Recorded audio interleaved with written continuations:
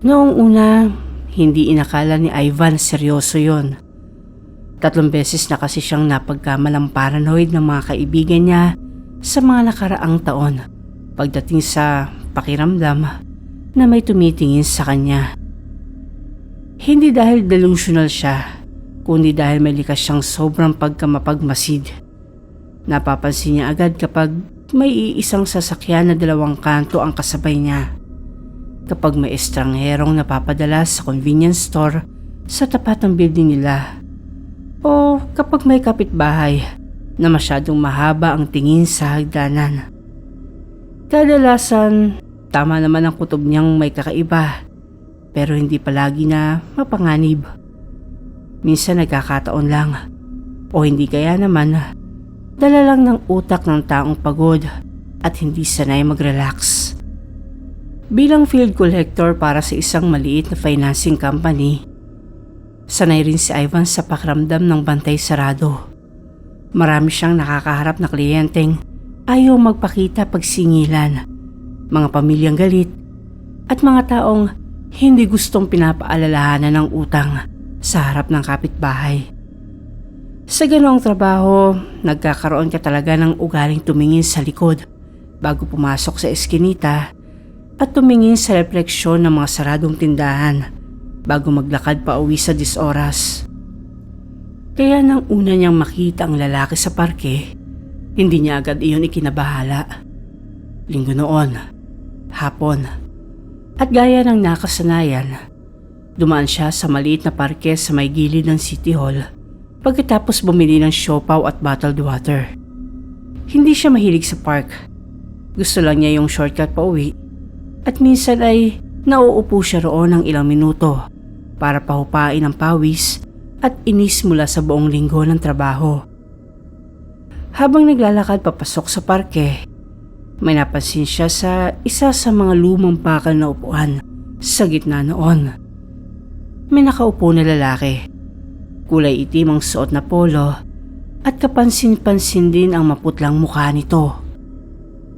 Ang hula niya ay nasa edad mga 40 o 50. Nakatungo lamang ito ng bahagya at nakapwesto sa dulo ng bangko na parang may hinihintay o simpleng nagpapahinga.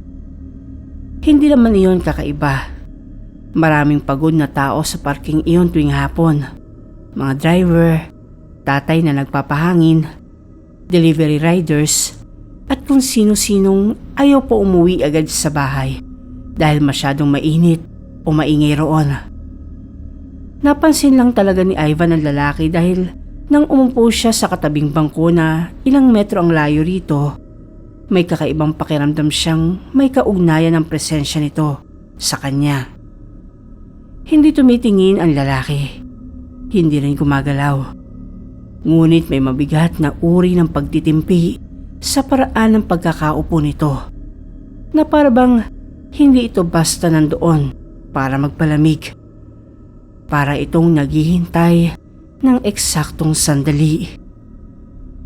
Pagkalipas ng 2 minuto, tumayo na si Ivan para umalis. Sa pagdaan niya sa gilid ng pathway, sumulyap siya pabalik sa bangko. Ngunit wala na ang lalaki. Masyado iyong mabilis para sa normal na pag-alis.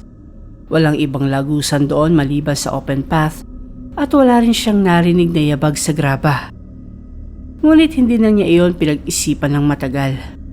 Minsan, may mga tao lang talagang mahusay lang gumalaw nang hindi mo napapansin.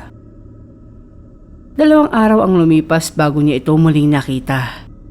Sa pagkakataong iyon, hindi na sa parke. Nasa likod niya ito sa pila sa isang maliit na karinderya sa Santa Cruz kung saan madalas siyang kumakain ng late lunch sa pagitan ng pag-ikot sa mga kliyente. Naramdaman muna niya ang presensya bago niya ito tuluyang nakita. Hindi naman sa nakakatakot na paraan, kung hindi iyong ordinaryong pakiramdam lang na may isang tao sa likod mong hindi gumagalaw ayon sa natural na kilos ng iba sa pila. Mabagal siyang lumingon. Naroon ang lalaki. Parehong polo. O baka itim lang na damit. na pareho lang ang dating. Pero ang mukha nito ay ganoon pa rin, maputla. Ang tindi nito ay ganoon pa din na halos nakatungo, na para bang iniiwasan ang tuwirang pagkakaengkwentro ng kanilang mga mata. Ngunit malinaw na alam kung nasaan siya. Hindi nagsalita si Ivan. Hindi rin siya lumabas sa pila. Nang bahagya lang siyang gumalaw pakaliwa upang makita ng maigi ang mukha nito, biglang sumingit ang isang estudyanteng may tray at natakpan ang view niya. Nang mag-adjust siyang muli ng tingin, iba na ang nasa likod niya. Isang matabang lalaking may suot na ID lace at nakasimangot sa menu. Wala na naman ang lalaki. Sa gabing iyon, sinubukan niyang ikwento yon sa kaibigan niyang si Olan habang umiinom sila ng beer sa tindahan sa tapat ng apartment. Pinagtawanan siya nito nung una. Baka raw may nangongolekta rin ng utang sa kanya o hindi naman kaya ay secret admirer na tatay. Sabay hagalpak ng tawa na halos hindi na makahinga. Pero nang matapos sa pagtawa ay sinabi rin ni Olan na baka stress lang daw ito sa trabaho at kailangan muna ng pahinga. Tatawa rin sana siya kung hindi lang dahil sa isang detalye na hindi niya mabitawan. Sa lahat kasi ng pagkakataong lumitaw ang lalaki, laging nasa posisyong bahagyang nasa likod niya. Hindi kailanman sa harap o hindi kaya sa isang lugar na pwede niyang lapitan ng direkta. Palagi itong nasa pagitan ng peripheral vision at nang sandaling lilingon na siya. Parang may sariling patakaran. Sa mga sumunod na linggo, dumalas ang paglitaw ng naturang lalaki. Minsan sa refleksyon sa salamin ng isang convenience store glass habang bumibili siya ng yosi. Minsan naman sa likod ng isang poste sa terminal ng jeep. Minsan sa dulo ng koridor sa building ng opisina nila habang palabas na siya sa huling working day ng Biyernes. Hindi niya maisip kung bakit ganon. Wala namang paghabol o bigla ang paglapit. Wala rin pagkatok sa pinto ng kanyang apartment. Ang mas masaho lang ay ang pagpipigil nito. Ang paraan ng laging pananatili sa eksaktong layo at posisyon na para bang ang pinakagusto nito ay mapansin ngunit hindi pa lubusang mahuli. Unti-unti, nagsimula na rin magbago ang katawan ni Ivan sa reaksyon. Mabilis siya mapagod kahit ordinaryong lakad lang. Madalas siyang mapalingon sa likod sa gitna ng trabaho. Minsan, habang kausap ang kliyente, biglang nawawala ang kalahati ng atensyon niya dahil may pakiramdam siyang may nakatayo sa pintuan o sa kabila ng gate. Hindi pa rin niya masabing takot ang nangingibabaw roon. Mas malapit iyon sa pagkaubos. Parang may matagal nang sinusukat ang presensyang iyon sa kanyang likod at hinihintay lamang kung kailan siya titigil ng sapat para makapantay ito. Sa ika-10 araw, nagpasya siyang subukan ang pinakasimpleng pamamaraan, ang hulihin ang tao. Sabado iyon, maaga siyang dumaan muli sa parehong parke. Nagkunwaring kalmado habang naglalakad sa daan ng mga bangko at sadyang umupo sa lugar kung saan siya unang nagkaroon ng kutob. Nasa bulsa niya ang kanyang cellphone na naka-camera mode. Handang ihagi sa direksyon ng kahit anong gumalaw sa paligid. Ang plano niya ay manatiling tahimik, maghintay, at sa sandaling maramdaman ng presensya sa likod, bigla lilingon at kukunan agad. Mahigit 20 minuto siyang nakaupo roon. Mainit ang hangin ng sandaling iyon. May mahinang tunog ng bola ng batang naglalaro sa malayo at may lolo sa dulo ng parke na nagpapakain ng tinapay sa kalapati. Minsan, akala niya wala namang mangyayari at pinagtatawanan lang talaga niya ang sarili niyang kaba. Ngunit sa gitna ng isipin na iyon, dumating ang pakiramdam. Iyong kakaibang bigat sa pagitan ng balikat at batok na hindi mo maipaliwanag pero alam mong may taong nakatayo na medyo may distansya sa likuran mo. Mabilis siyang tumayo at pumihit. Nakita niya ang lalaki sa kabila ng landas, ilang hakbang lamang ang layo. Nakatayo sa likod ng isa pang bangko. Hindi ito tumakbo o maski nagpakita ng gulat. Basta nakatayo lang at bahagyang nakayuko. Pero maya-maya pa, sa wakas, ay tumapat ang mukha nito sa kanya ng buo. Doon unang nanlamig si Ivan. Hindi dahil sa may nakakatakot na mukha ang lalaki. Subalit mas masahol pa nga sa ganoon dahil ordinaryo naman ito. Iyong uri ng mukhang maaaring makasalubong mo sa bangko, sa jeep, o sa linya ng bayaran sa mga utility centers. Ngunit may isang bagay na agad sumuntok sa kanyang alaala. Pamilyar ang mukha. Hindi siya maaaring magkamali sa hinuha niya. Mas malalim. Parang mukha itong matagal lang nasa gilid ng isang alaalang ayaw niyang buuin. Mabilis niyang itinaas ang phone. Ngunit sa mismong sandaling tumapat ang kamera, may batang tumakbo sa pagitan nila. Kasunod nun, 2 segundo lang ng pagkagulo ng paningin at nang bumalik ang malinaw na view, bakante na ang pwesto ng lalaki. Sa gallery ng phone, ang nakuha lang niyang larawan ay bangkong walang tao. Mula noon, hindi na niya magawa pang makatulog ng maayos. Sa loob ng sunod-sunod na 3 gabi, halos hindi na nakatulog ng maayos si Ivan. Hindi dahil may nakikita siya, kundi dahil mas malala pa roon. Pakiramdam niya, parang may naghihintay. Tuwing papikit na ang mga mata niya, may kung anong bahagi ng isip niya ang biglang nagigising at nagtutulak sa kanyang tumingin sa likod. Minsan, kahit wala naman tunog, napapabangon siya sa kama na parang may taong dumaan sa apartment. Subalit, palagi namang wala. Ganun pa man, hindi iyon nakapagpagaan ng pakiramdam ng lalaki. Dumating sa puntong nagsimula siyang mag-iwan ng ilaw sa sala kahit matutulog na. Isang bagay na hindi niya ginagawa noon dahil kuripot siya sa kuryente. Ngunit mas kaya niyang bayaran ng dagdag na singil kaysa harapin ang katahimikan ng apartment na tila may itinatago. Isang madaling araw, nagising siya dahil sa tunog ng bumagsak na bagay.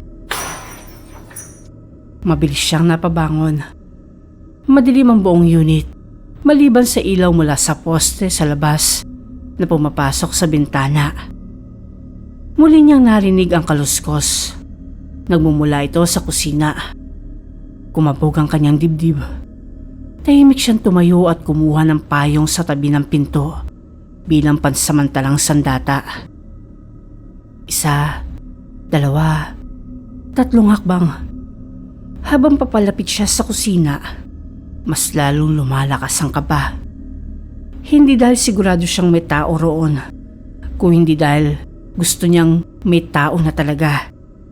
Mas madaling harapin ang magnanakaw kaysa sa isang bagay na hindi niya maintindihan. Pagdating niya sa kusina, nakita niyang nakandusay sa sahig ang isang lumang baso. Basag. Sa tabi nito ang isang maliit na daga na tumatakbo palayo. Iyon lang. Napabuntong hininga siya. Ngunit habang yumuyuko upang pulutin ang mga bubog, natigilan ng lalaki. Sa stainless na gilid na lababo, may refleksyon. Hindi malinaw.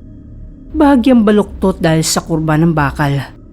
Ngunit sapat para makita niya ang hugis ng isang tao na nakatayo sa kanyang likod. Mabilis siyang pumihit, pero walang tao. Nang muli niyang tignan ang refleksyon, ay wala na rin ang figura. Napaupo siya sa sahig at sa pagkakataon na iyon ay napapaisip na siya sa kanyang sarili. Tila kasi hindi na tama ang mga nangyayari. Ayaw man niya, pero napatanong na siya sa kanyang sarili kung nawawala na ba talaga siya sa katinuan. Kinabukasan, nagpasya siyang gawin ang matagal na niyang iniiwasan. Nagpunta siya sa simbahan. Hindi siya relihiyosong tao. Nagdarasal siya kapag may problema at nakalilimot kapag maayos ang buhay. Ngunit sa puntong iyon, pakiramdam niya ay kailangan niyang makausap ang kahit sinong maaaring may sagot. Tahimik ang simbahan nang siya ay dumating. May ilang matatandang nagro-rosaryo sa harapan at isang batang nagsisindi ng kandila kasama ang ina nito. Umupo siya sa pinakadulong upuan. Hindi siya nagdasal agad. Sa halip, nakatingin lang siya sa altar. Makalipas ang ilang minuto, may matandang pari na lumapit. "May problema ka, iho?" Napangiti ng pilit si Ivan. Halata po ba? Sa totoo lang, oo. Hindi niya alam kung bakit. Ngunit may kung anong nag-uudyok sa kanyang ikwento ang lahat. Hindi naman lahat ng detalye. Wala siyang binanggit na pangalan o kahit ang mga lumilitaw na alaala. Ngunit nang ikwento niya ang lalaking laging nasa likod niya, ang paulit-ulit na pagpapakita nito at ang pakiramdam na parang may hinihintay ito, tahimik na nakinig ang pari. Pagkatapos ay tumango lamang ito. May mga bagay na hindi nawawala kahit gaano katagal nating takbuhan. Multo po ba yon? Ngumiti ng bahagya ang pari. Hindi ko alam. Pero kung hindi, baka alaala. Napakunot noo si Ivan. Pareho lang po ba yon? Hindi agad sumagot ang pari. Mga alaalang mas matyaga kaysa sa multo. Hindi na iyon ipinaliwanag pa ng matanda. At kahit gusto ni Ivan ng mas malinaw na sagot, iyon lang ang kanyang nakuha. Ngunit buong araw na nanatili sa isip niya ang sinabi nito. May mga alaalang mas matyaga kaysa sa multo. Ilang araw pa ang lumipas. Lalong naging madalas ang presensya. Ngunit may bago siyang napansin. Hindi lamang basta sumusunod ang lalaki. Parang ginagabayan siya nito. Noong una, inakala niya nag-i-imagine lang siya. Ngunit paulit-ulit itong nangyari. Minsan, habang naglalakad siya sa isang masikip na eskinita sa Tondo upang mag-follow up ng account, bigla niyang naramdaman ang presensya sa likod. Dahil sa kaba ay huminto siya. Sa mismong sandaling iyon, may motorsiklong humarurot sa kanyang harapan at muntik nang sumalpok sa kung saan sana siya tatayo. Napatulala siya. Isa lamang iyong pagkakataon. Ngunit nangyari ulit makalipas ang 2 araw. Habang tatawid siya sa kalsada, muli niyang naramdaman ang mabigat na pakiramdam sa likod. Huminto siya. At ilang segundo pagkatapos, may truck na biglang lumiko ng walang babala. Muntik na naman. 2 beses. Pagkatapos, 3, 4, 5. Marami pang sumunod. Hindi niya maintindihan. Kung gusto siyang takutin ng presensyang iyon, bakit tila inilalayo siya nito sa kapahamakan? Noong Biyernes ng gabi, muli silang nagkita ni Olan. Sa parehong tindahan sa tapat ng apartment. Mas tahimik si Ivan kaysa sa nakasanayan. At napansin naman iyon ng kanyang kaibigan. Hoy, hindi ka na mukhang stress. Kasi mas mukha ka nang may pinatay. Hindi natawa si Ivan. Sa halip ay nagtanong siya. Olan, naaalala mo ba si Mang Ernesto? Natigilan ng kaibigan. Yung matandang kolektor? Bakit? Hindi agad sumagot si Ivan. Matagal siyang nakatitig sa bote ng beer bago nagsalita. May naaalala ka bang kakaiba nung mawala siya? Napakamot ng ulo si Olan. Hindi ko alam. Pero parang may chismis noon. Anong chismis? May sinamahan daw siyang kaso na ayaw niyang puntahan. Napatigil si Ivan. Sigurado ka? Hindi. Chismis nga lang eh. Bakit ba? Umiling si Ivan. Wala. Hayaan mo na yon. Huwag niya lang pala natin pag-usapan. Ngunit huli na.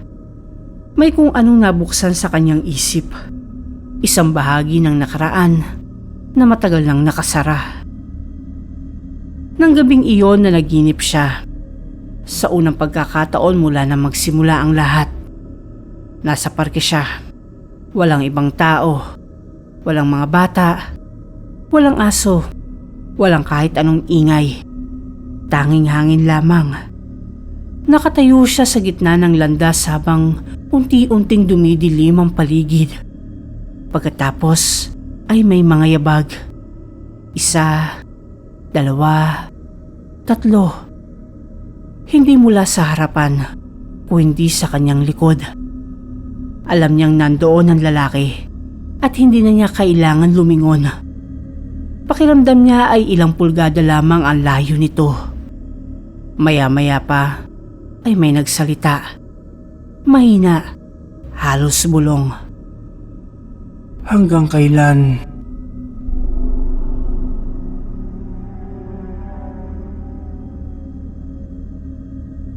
Nagising siya agad. Pawis na pawis. Mabilis ang tibok ng kanyang puso. At kahit ilang beses niyang piliting alalahanin, hindi niya matiyak kung boses ba iyon ng estranghero o ng isang taong minsan na niyang nakilala. Sa mga sumunod na araw, nagsimula siyang magsaliksik. Hindi muna tungkol sa lalaki, kung hindi tungkol sa kanyang sarili. Sa mga bagay na matagal na niyang kinalimutan, kagaya ng mga lumang notebook, lumang ID, mga litrato, at maging mga record sa trabaho. Parang may nahanap siyang hindi niya mapangalanan. Sa ilalim ng isang kahon, may mga lumang papeles. Nakakita siya ng group picture mula sa unang taon niya sa financing company. 6 silang magkakasama.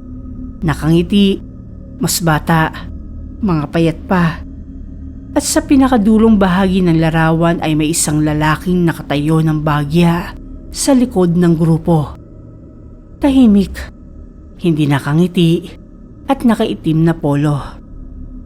Biglang nanlamig ang mga kamay ni Ivan. Si Mang Ernesto iyon. Hindi niya alam kung bakit ngayon niya lang napansin. Marahil dahil noon ay wala namang espesyal sa larawan. Ngunit habang nakatitig siya rito, may isa pa siyang napansin. Sa lahat ng litrato na nasa kahon, halos pareho ang pwesto ng matanda. Palaging nasa likod, palaging nakamasid. Palaging parang hindi gustong maging sentro ng larawan. Parang noon pa man, doon na talaga ang lugar nito, sa likod niya. At sa sandaling iyon, nagsimulang magdugtong-dugtong ang mga bagay na matagal nang hiwa-hiwalay sa kanyang isipan.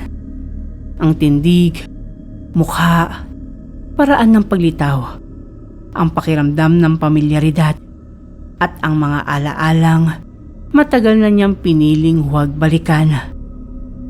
Doon nagsimulang umangat mula sa kailaliman ng kanyang isipan ang pangalan ni Mang Ernesto. At kasabay nito ang isang tanong na hindi niya kailanman gustong sagutin. Paano kung hindi siya sinusundan ng multo? Paano kung sinusundan siya ng isang pagkakamaling matagal nang naghihintay na aminin niya? Muling nagsimulang umangat ang isang lumang memorya na matagal na niyang pinutol sa maikling bersyon para hindi niya mabitbit araw-araw. Noong 24 anyos siya, may isang lalaki sa kanyang buhay na hindi niya kayang pangalanan. Kung mentor ba, kaibigan, o simpleng matandang nakasabay lang sa trabaho ng ilang buwan, ngunit nag-iwan ng marka. Si Mang Ernesto, ang dating kolektor sa financing company bago siya. Hindi naman siya supervisor o manager, pero siya ang nagturo kay Ivan ng mga ruta, ng tamang timpla ng pakikipag-usap sa may mga utang, at ng diskarte kung paano uuwi ng hindi ka sinusundan ng galit o awa ng ibang tao. Tahimik si Mang Ernesto, hindi madaldal. Ngunit may ugali itong laging tumayo ng bahagya sa likod kapag nagmamasid. Lalo na kung tinuturuan siya noon sa field. Maraming beses na narinig ni Ivan ang simpleng paalala nitong huwag masyadong magmadali sa pagtalikod sa mga tao dahil may mga bagay raw na humahabol kapag iniiwan sa hindi tamang paraan. Makalipas ang ilang buwan, bigla na lang hindi pumasok si Mang Ernesto. Ayon sa office, nagkasakit daw. Ayon sa mga kakilala, nadisgrasya. At ayon sa pinakamabilis na chismis, may kliyente raw na hinabol ito dahil sa alitan sa utang at natagpuan na lang sa gilid ng kalsada kinabukasan. Hindi na iyon nilinaw pa ng kumpanya. At si Ivan, dahil bago pa sa trabaho noon at sabik sa sariling pag-usad, hindi na rin nag-usisa ng husto. Ngunit may isang detalye na ngayon lang buong bumalik sa kanya. Ilang araw bago mawala ni Mang Ernesto, may pinasama itong account kay Ivan sa dulo ng lumang subdivision sa San Mateo. Ayaw raw nitong puntahan ng mag-isa dahil may masamang pakiramdam siya roon. Nainis pa noon si Ivan dahil para sa kanya, simple lang namang koleksyon ang gagawin at mukhang OA lang ang matanda. Kaya sa huli, hindi siya sumama. Sinabi niyang kaya naman siguro ng veterano ang isang kliyente lamang. Kinabukasan ng araw na iyon, nawala na si Mang Ernesto. Mula noon, hindi na niya iyon iniugnay sa sarili. Mas madaling isiping wala siyang alam at wala siyang kinalaman. Ngayon, habang paulit-ulit lumilitaw ang lalaking laging nasa likod niya, nagiging malinaw ang pagkakapareho ng tindig, balikat, at tahimik na pagbabantay sa dating kasama sa trabaho. Hindi niya agad tinanggap. Ngunit ng 14 na gabi, sa wakas ay nagsalita ang lalaki. Nasa apartment si Ivan noon. Nakaupo sa gilid ng kanyang kama at bukas ang maliit na ilaw sa tabi ng mesa. Hindi pa siya natutulog. Ngunit hindi rin maayos ang isip niya sa dami ng paglingon sa magdamag. Bigla niya naramdaman ang pamilyar na bigat sa likod ng balikat. Hindi siya agad lumingon. Mula sa salamin ng aparador, nakita niya ang figura. Nakatayo na naman ito sa kanyang likod. Nakamasid. Mas malinaw na ngayon ang mukha. At sa unang pagkakataon, buo ang pagkakakilala niya. Si Mang Ernesto nga. Maputla pa rin. Bakas ang pagod sa mga mata at may bahagyang pasa o anino sa ilalim ng isang pisngi na tila ba hindi bahagi ng normal na buhay. Hindi mahaba ang sinabi ng lalaki. Iisa lamang. Hindi ako dapat mag-isa doon. Parang may bumigay sa loob ng dibdib ni Ivan. Paglingon niya, wala ng tao sa likod. Ngunit mula noon, wala nang dahilan para magsinungaling pa sa sarili. Hindi man niya pinatay si Mang Ernesto. Alam niyang may bahagi siya sa desisyong nagpaiwan dito sa isang lugar na ayaw nitong balikan ng walang kasama. Kaya pala palagi itong nasa likod. Kaya pala laging ilang hakbang lang ang layo. Hindi siya sinusundan para takutin. Binalikan siya upang ibalik sa tamang ayos ang sandaling minsan niyang piniling unahin ang sarili imbis na samahan ang taong humingi ng tahimik na tulong. Kinabukasan, nag-file siya ng leave at dumiretso sa lumang branch kung saan sila minsang nagkatrabaho ni Mang Ernesto. Hindi na pareho ang mga tauhan. Wala na rin ang luma nilang records cabinet. Ngunit sa tulong ng isang matandang messenger na nakaabot pa sa panahon ng matanda, Nakuha niya ang isang lumang client address na may marka ng unresolved dispute sa San Mateo. Parehong subdivision at account. At may notes sa margin na hindi niya napansing mahalaga noon. Requested accompaniment. Parang may kumuyom sa sikmura niya. Hapon nang bumiyahe siya papunta roon. Hindi malinaw kung ano ba talaga ang inaasahan niyang makikita. Hindi na niya inaasahang may legal na ebidensya o biglang aamin ang kung sinong tao. Ang habol niya ay hindi hustisya sa investigasyon. Ang habol niya ay ang mismong lugar kung saan tumigil ang huling pagkakataon na maging kasabay niya ang taong matagal nang lumilitaw sa kanyang likod. Nasa dulo ng subdivision ng bahay. Mas maliit kaysa sa inaasahan niya. May lumang gate at bakod na bagong pintura, ngunit bakas pa rin ang panahon sa konkretong poste. Sarado ang bahay. Wala nang nakatira roon ayon sa tendera sa tapat. Matagal na raw iyong ibinenta matapos mamatay sa kung ano-anong gulo ang dating may-ari. Hindi na niya kinailangan ang higit pang detalye. Sa tapat ng gate, naramdaman niyang muli ang presensya sa kanyang likod. Hindi na niya kailangang humarap agad para malaman kung sino iyon. Sa halip, tumayo lang siya roon. Nakatingin sa bahay habang ang hapon ay unti-unting lumulubog sa kulay abo at ang mga tunog ng subdivision ay humihina sa paligid. Marami siya pwedeng sabihin sana tungkol sa hindi niya pagsama, tungkol sa pagmamaliit niya sa kutob ng matanda, tungkol sa mga taon ng pananahimik matapos mabalitaan ang pagkawala nito. Ngunit sa huli, gaya ng maraming pinakamabibigat na bagay sa buhay, hindi rin mahaba ang lumabas. Mas mahalaga marahil ang buong pagharap kaysa sa mahahabang salita. Maya-maya, naramdaman niya ang bigat sa kanyang likod ay hindi na katulad ng dati.